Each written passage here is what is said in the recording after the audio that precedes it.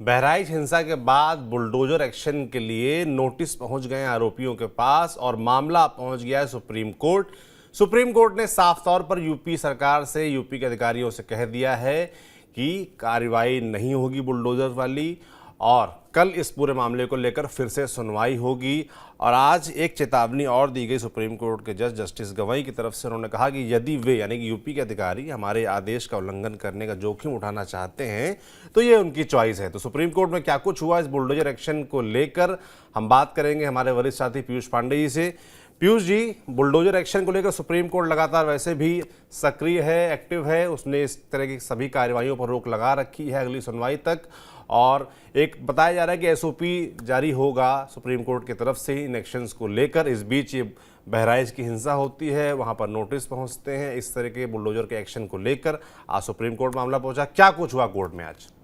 बिल्कुल सौरभ, देखिए सबसे पहले तो ये मैं बता दूं कि जो स्टैंडर्ड ऑपरेटिंग प्रोसीजर है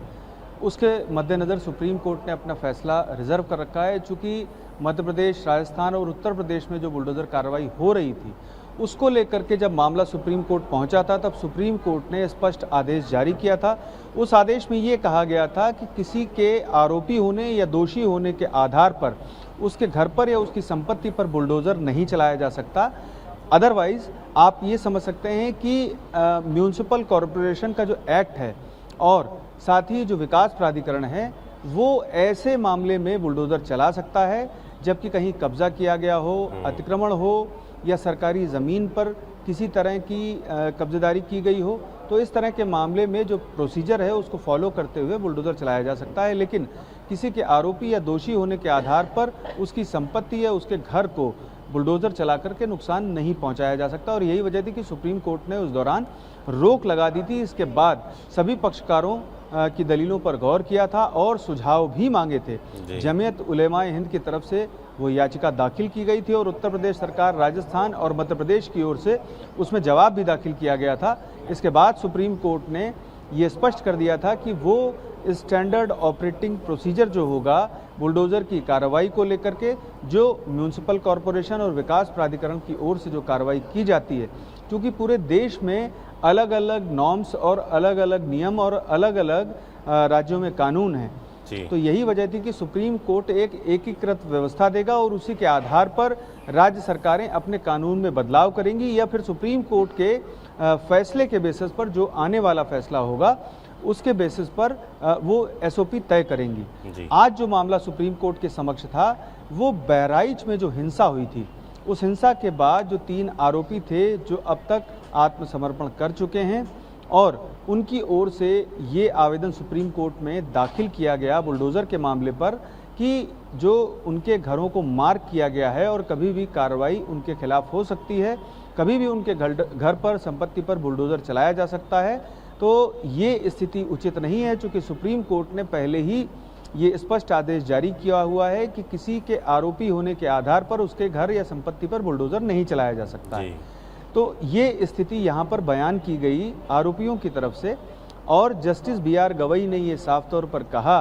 कि अगर आपने सड़क पर घर बनाया है तो फिर कैसे हम कोई आदेश जारी करेंगे। हालांकि जो याचिकाकर्ताओं यानी कि जो आरोपी हैं बहराइच के मामले में, तो उनके जो वकील थे CU सिंह, उनकी तरफ से कहा गया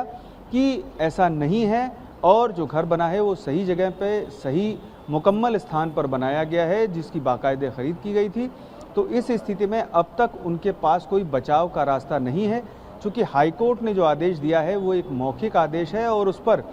जो राज्य सरकार थी उसने आश्वासन दिया कि अगले 15 दिनों तक कोई कार्रवाई नहीं होगी, लेकिन लिखित में कोई आदेश नहीं है। तो इस स्थिति में सुप्रीम कोर्ट इस मामले पर सुनवाई करे और सुप्रीम कोर्ट रोक लगाए जो बुलडोज़र की कार्रवाई उत्तर प्रदेश सरकार की ओर से बहराइच में इन घरों के संबंध में की जा रही है। तब जस्टिस BR गवई ने ये कहा कि इस मामले में चूंकि सुप्रीम कोर्ट पहले ही आदेश जारी कर चुका है और उस आदेश का उल्लंघन अगर उत्तर प्रदेश के अधिकारियों की ओर से किया जा रहा है तो ये उनकी मर्जी है, उनकी चॉइस है। और ये संकेत था सुप्रीम कोर्ट का सीधे तौर पर कि अगर उल्लंघन किया गया होगा तो सुप्रीम कोर्ट इस मामले में आगे जो अवमानना की कार्रवाई बनती है वो कर सकता है। और सुप्रीम कोर्ट ने ये भी साफ कर दिया कि इस मामले पर यानी कि बहराइच के मामले पर जो आरोपियों की एप्लीकेशन है उस पर सुप्रीम कोर्ट बुधवार को यानी कल सुनवाई करेगा और इसके बाद सभी पहलुओं पर गौर करने के बाद ही इस मामले पर आगे कोई आदेश जारी करेगा। चूंकि सुप्रीम कोर्ट दोनों पहलुओं पर गौर करना चाहता है। पहला पहलू ये है कि सुप्रीम कोर्ट ये जानना चाहता है कि हकीकत क्या है, क्या वाकई में जो घर बने हैं वो सरकारी ज़मीन पर, यानी कि जो पैमाइश होती है उस पैमाइश पर अगर आप गौर करें तो सड़क पर कोई भी अवैध कब्जा करके कोई भी निर्माण नहीं कर सकता है, और अगर कोई भी निर्माण ऐसा किया गया है तो म्यूनिसिपल कॉरपोरेशन, नगर निगम या फिर विकास प्राधिकरण की ओर से उसे ध्वस्त करने या विध्वंस करने की कार्रवाई भी की जा सकती है। ये पूरी तरह से स्पष्ट है। और अगर सुप्रीम कोर्ट के समक्ष जो यहाँ पर आवेदक हैं यानी आरोपी, वो अगर स्पष्ट नहीं कर पाए कि जो उनकी जिस ज़मीन पर उनका घर बना है वो सही ज़मीन नहीं है, यानी कि उनकी खरीदी हुई नहीं है बल्कि सड़क है, तो ऐसी स्थिति में सुप्रीम कोर्ट किसी भी तरह की रोक लगाने का आदेश नहीं जारी करेगा, क्योंकि पहले ही सुप्रीम कोर्ट ये स्पष्ट कर चुका है और एक सीमा रेखा तय कर चुका है कि किन आधारों पर बुलडोज़र की कार्रवाई की जा सकती है और कब नहीं की जा सकती है। स्टैंडर्ड ऑपरेटिंग प्रोसीजर जो है उसका मसला अलग है, वो सुप्रीम कोर्ट बाद में जारी करेगा ताकि पूरे देश में एकीकृत व्यवस्था हो। और यही वजह थी कि आज सुप्रीम कोर्ट ने इस मामले पर जब मेंशनिंग की गई, यानी कि जल्द सुनवाई की मांग की गई सीयू सिंह की तरफ से, जो आरोपियों की तरफ से वकील थे, यानी कि यहाँ पर जो आवेदक हैं, तो सुप्रीम कोर्ट ने साफ कर दिया कि अब वो इस मामले पर कल सुनवाई करेगा। हालांकि जो उत्तर प्रदेश सरकार की तरफ से एडिशनल सॉलिसिटर जनरल नटराजन पेश हुए, उन्होंने साफ तौर पर कहा कि हाईकोर्ट सारी बातें जानता है, सारे पक्षों को सुन चुका है और 15 दिन का वक्त भी इनके पास है। तो ऐसी स्थिति में अब मामला चूंकि सुप्रीम कोर्ट के समक्ष है और पुराना जो आदेश था, जो पूरे देश में ऐसे बुलडोज़र की कार्रवाई पर रोक लगी हुई है जिसमें किसी के आरोपी या दोषी होने पर बुलडोज़र की कार्रवाई राज्य सरकार की ओर से की जा रही थी, तो अब सुप्रीम कोर्ट दोनों पहलुओं पर कल गौर करेगा और उन पहलुओं पर गौर करने के बाद इस मामले पर सुप्रीम कोर्ट अपना आदेश जारी करेगा। देखने वाली बात ये होगी कि आखिर सच कौन बोल रहा है। सच बोलने का मसला ये है कि उत्तर प्रदेश सरकार की ओर से चूंकि ये कहा गया है कि 1 साल पहले ही वहाँ मार्किंग कर दी गई थी कि अमुक घर ये सड़क पर काबिज करके बनाए गए हैं, उसकी भले ही थोड़ी ज़मीन हो या ज़्यादा ज़मीन हो, ये एक अलग बात है। और इसके अलावा हाई कोर्ट में चूँकि कहा गया था कि इन ज़मीनों पर बुलडोज़र की कार्रवाई पूरी प्रक्रिया को सुनिश्चित करने के साथ ही की जा रही है और ये फेज वाइज मैनर में किया जा रहा है। चूँकि इस पट्टी पर यानी कि दाहिनी पट्टी पर भी, बाईं पट्टी पर भी मकान बने हैं और दाईं पट्टी पर भी बने हैं, बीच में सड़क है, तो ऐसी स्थिति में दोनों तरफ जो काबिज किया गया है सड़क के एरिया को, तो उस एरिया से संबंधित जो कार्रवाई बुलडोज़र की जाएगी वो फेज़ वाइज मैनर में की जाएगी। पहला फेज़ लेफ्ट हैंड की तरफ के जो घर बने हैं उन पर की जा रही है, उसके बाद दाईं तरफ वाले पे की जाएगी। तो ये स्थितियाँ सुनिश्चित की जा चुकी हैं, सब कुछ बयान किया जा चुका है उत्तर प्रदेश सरकार की ओर से हाई कोर्ट में, लेकिन अभी उन्हें दोबारा यहाँ पर सुप्रीम कोर्ट में स्पष्ट करना होगा। और जाहिर सी बात है कि सुप्रीम कोर्ट इस मामले में हाई कोर्ट में जो दलीलें पेश की गई हैं उन पर भी गौर करेगा। ये संभावना बनती है कि सुप्रीम कोर्ट ये भी राज्य सरकार से पूछे कि आपने हाई कोर्ट में क्या कहा था, वो भी हमें स्पष्ट करके यहाँ बताएं। सौरभ, इस मामले में आरोपियों के वकील को भी ये स्पष्ट करना होगा कि जो उनके पास दस्तावेज़ हैं वो वाजिब हैं, सही हैं और उन्होंने जो मकान बनाया है वो कानून के मुताबिक खरीदी गई ज़मीन पर बनाया है और वो किसी भी तरह से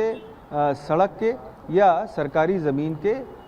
वाले हिस्से में कब्ज़ा नहीं करते हैं। तो ये दोनों पक्षों को स्पष्ट करना होगा और ये स्पष्ट करने के साथ ही सुप्रीम कोर्ट इस मामले में किसी नतीजे तक पहुंचेगा कि आखिर हकीकत क्या है और उस हकीकत के बाद ही सुप्रीम कोर्ट इस मामले में आदेश जारी करेगा। अभी ये कहना उचित नहीं होगा कि कौन सा पक्ष मजबूत है, क्योंकि दोनों ही पक्षों ने अपना अपना स्पष्टीकरण दिया है। उत्तर प्रदेश सरकार का ये कहना है कि सरकारी ज़मीन पर यानी कि सड़क पर कब्जा करके मकान बनाया गया है, जबकि दूसरे पक्ष का ये कहना है कि ऐसा नहीं है। तो सौरभ, अब इस मामले में देखना ये होगा कि कल सुप्रीम कोर्ट में किस तरह के तर्क उत्तर प्रदेश सरकार की तरफ से और आरोपी पक्ष की तरफ से रखे जाते हैं। जी सौरभ, बिल्कुल, दोनों लोगों को ही साबित करना है, दोनों ही पक्षों को, कि कौन सही है, फिर सुप्रीम कोर्ट निर्णय लेगा। बाकी सुप्रीम कोर्ट की ये जो बुलडोजर एक्शन है इसको लेकर साफ ये निर्देश हैं कि जब अतिक्रमण का मामला हो तब बुलडोजर चल सकता है, मगर किसी मामले में कोई आरोपी हो या दोषी हो उस विषय पर बुलडोजर अपने आप से खुद के विवेक से सरकार नहीं ले सकती है। उसको लेकर एसओपी बाकायदा बनेगा, जारी होगा। पीयूष जी, मेरा आपसे सवाल ये भी है कि जो बुलडोजर एक्शन को लेकर एसओपी वाला जो पूरा मामला है उसकी सुनवाई कब होनी है, इस पर थोड़ा अपडेट देते अगर। देखिए सौरभ, जो स्टैंडर्ड ऑपरेटिंग प्रोसीजर का मसला है उस पर सुप्रीम कोर्ट ने अपना फैसला सुरक्षित रखा हुआ है और वो फैसला सुप्रीम कोर्ट निर्धारित करेगा कोई तारीख, उस तारीख पर वो सुप्रीम कोर्ट अपना फैसला जारी करेगा और उसके बाद जो एसओपी होगी, चूँकि सुप्रीम कोर्ट ने विभिन्न पक्षकारों से इस मामले में सुझाव मांगे थे, जमीयत उलेमा हिंद समेत उत्तर प्रदेश सरकार, केंद्र सरकार, राजस्थान सरकार, मध्य प्रदेश सरकार समेत अन्य ने इस मामले पर सुझाव दिए थे और उन सुझावों के आधार पर सुप्रीम कोर्ट एक एसओपी तैयार करेगा जिसमें विभिन्न पहलू शामिल होंगे कि आखिर किस हद तक और कब बुलडोज़र की कार्रवाई किसी राज्य सरकार या प्रशासन की ओर से की जा सकती है, क्योंकि ऐसा नहीं है कि हर एक मामले में दोषी या आरोपी को बख्शा जा सकता है। अगर किसी दोषी या आरोपी का घर नियमों का उल्लंघन करके सार्वजनिक स्थल को कब्जा करके बनाया गया है तो ऐसा नहीं है कि उसे बिल्कुल पूरी तरह से छूट है। अगर ऐसा कुछ हुआ है तो जाहिर सी बात है कि राज्य सरकार या प्रशासन उसके खिलाफ कार्रवाई कर सकता है। यहाँ पर मसला ये था कि जो राज्य सरकारें हैं वो महज इस आधार पर बुलडोज़र की कार्रवाई कर रही थी क्योंकि कोई व्यक्ति आरोपी या किसी मामले में दोषी पाया गया था। तो ये नहीं किया जा सकता कि आप उसे दोहरी सज़ा दे दें या फिर मामले का ट्रायल पूरा होने से पहले ही उसका घर गिरा दें, क्योंकि उसका सार्वजनिक तौर पर एक तरह से बहिष्कार हो रहा है या उसके खिलाफ लोग बातें कर रहे हैं या फिर उसके खिलाफ लगातार कोई ना कोई मसला सामने आ रहा है। यहाँ पर आपको समझना ये होगा कि बहुत छोटी सी लकीर बीच में आती है कि एक व्यक्ति जो आरोपी है उस आरोपी का घर सही जगह पर बना हुआ है और पूरा कानून के मुताबिक जो प्रक्रिया है उसके अनुरूप उसके पास दस्तावेज हैं, तो ऐसी स्थिति में उसके घर या संपत्ति पर बुलडोज़र नहीं चलाया जा सकता। लेकिन अगर एक व्यक्ति आरोपी या दोषी है और साथ ही उसका जो घर है या संपत्ति है वो अवैध कब्जा करके बनाई गई है, तो ऐसी स्थिति में उसके खिलाफ भी बुलडोज़र एक्शन किया जा सकता है। लेकिन फ़र्क यहाँ पर ये था कि जमीयत उलेमा हिंद का ये कहना था कि राज्य सरकारें, उत्तर प्रदेश सरकार, मध्य प्रदेश सरकार और राजस्थान सरकार समेत अन्य सरकारें महज इस आधार पर बुलडोज़र की कार्रवाई कर रही थी कि